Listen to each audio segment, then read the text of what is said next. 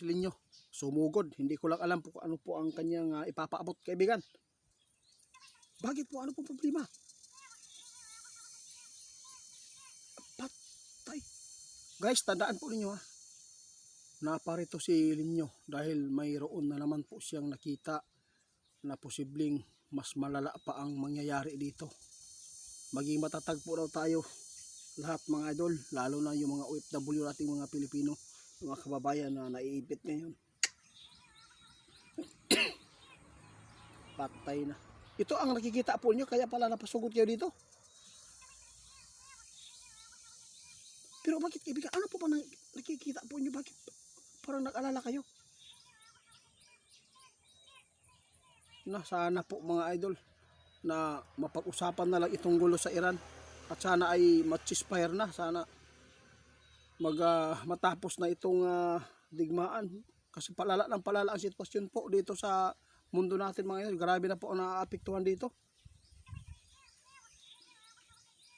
Nakita ng ating kaibigan, natatandaan po talaga nila yung ipinapaabot po niya noong 2025 na kapag mayroon pong mga lugar, mga bansa na naghawa-hawa dito mga idol sa gulo, posibleng ito po ang sign na magkakaroon talaga ng digmaan pandaigdig.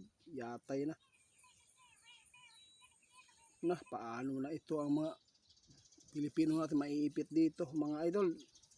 Ipinapaabot po ng ating kaibigan.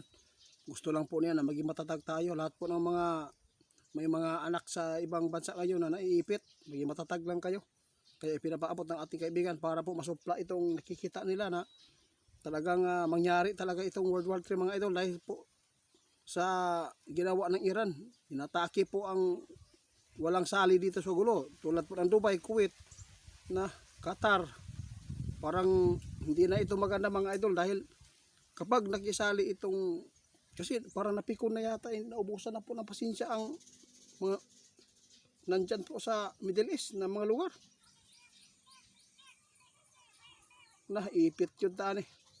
Tingnan po ninyo mga idol kung magpapatuloy ito, kung wala talagang ceasefire mangyari, kung walang magpakumbaba dito, puro na lang fried, kawawa talaga ang mga inosente, mga civilian ang nadadamay dito. Kahit sino pang mamamatay diyan, wala talagang makuhang hustisya. Patay na mga idol. Tandaan natin ngayon kung ano man po ang habilin ng ating kaibigan nung ipinapaabot po nila. Ang Pilipinas talagang mag-ingat at maghanda. Hindi po tayo pwede matakot kung ano po ang mangyayari.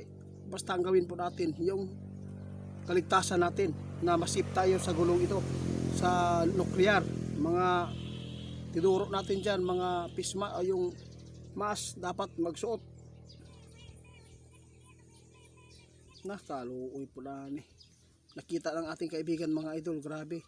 Sikreto talaga ang labok, sikreto talaga ang tulong ng China at ang Russia at North Korea doon sa Iran para puntiryahin po ang mga yung kalaban nila na Amerika. Grabe talaga ang ginawa nila mga idol, sikreto talaga ang labok ba. Mas lalo daw ito magagalit po si Trump dito. Ito po yung tandaan ninyo mga idol, kapag sumali na itong tatlong bansang ito, mag-ingat na lang tayong lahat dahil takabaloan kung usay panghitaboan ni mahitabo gid sa atong kalibutan.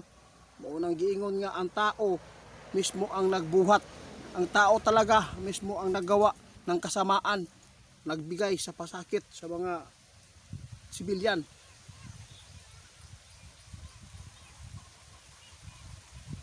Pero kaibigan, sa tingin po ninyo, matatapos pa kaya ito?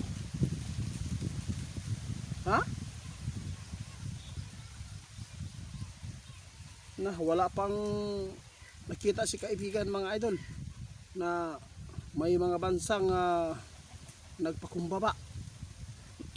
Lahat sila tensyonado na sa gulo. Kaya sa lahat ng makapanood, mga kababayan natin, mga Pilipino dyan sa OFW, dasal lang po kayo. Kung hindi po kayo uuwi, wala tayong magawa dahil kayo naman po talaga ang makapagpasya dito. Grabe naman. Ito ngayon ang nakakabahala mga idol dahil wala talagang nakita si Linyo na humupa itong gulo. Kung hindi ito matatapos ng 2 weeks, posibleng marami po ang maapektuhan dito sa gas at wala nang supply. Kaya tandaan po natin sa ngayon, hindi pa man nakasagupa ang Pilipinas ng digmaan, kailangan po natin laging manalangin at maghanda po. Hindi po kami nagpapaabot para lang makapagbigay po ng panik o takot. Ginawa po lang ating kaibigan kung ano po ang nakikita, yun po ang ipapaabot ko. Maraming salamat kaibigan ha.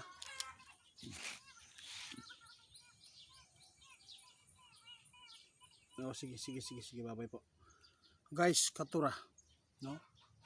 Yung mga impormasyon ni Linyo talagang masama dahil sa nakikita nila na patuloy ang tensyon, digmaan.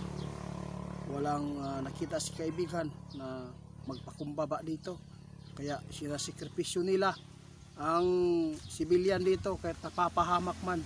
Kaya tandaan po ninyo mga idol, ginawa po namin ito para lahat tayo ay makapag-ready na kung ano po ang sasapitin natin.